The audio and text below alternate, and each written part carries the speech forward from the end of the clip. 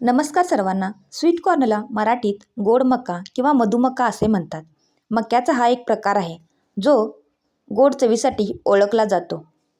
यामध्ये vitamin A, B, E, fibre, antioxidant आणि खनिजे मोठ्या प्रमाणात असतात.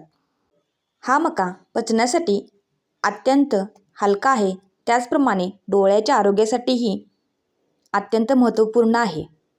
आपल्या शरीराची रोगप्रतिकारक शक्ती वाढवण्यासाठी हा मका एकदम फायदेशीर आहे. म्हणूनच आज ही रेसिपी बनवायला घेतली. आज बनवूया चविष्ट आणि रुचकर असा पदार्थ.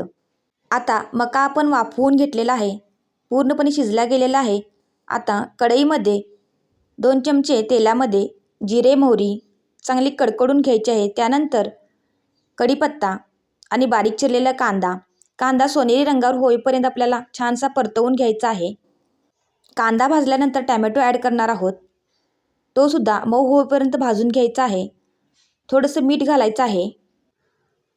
आता त्यानंतर त्याच्यामध्ये कांदा लसूण चटणी, बेडगी मिरचीचं लाल तिखट आणि हळद घालायची आहे. आता पुन्हा एकदा छानसं परतवून घ्यायचं आहे. त्यानंतर आपण वाफवून घेतलेले हे स्वीटकॉर्न घालून मिश्रण छानसं परतवून घ्यायचं आहे. वरून बारीक चिरलेली कोथिंबीर घाला. थोडासा लिंबू पिळून घ्यायचा आहे आणि गोडीसाठी थोडीशी साखर वापरलेली आहे. आता रुचकर आणि चविष्ट असा स्वीटकॉर्नचा चिवडा तयार झालेला आहे. चवीला एकदम उत्तम लागतो, आरोग्यदायीही आहे. एकदा नक्की ट्राय करा. धन्यवाद.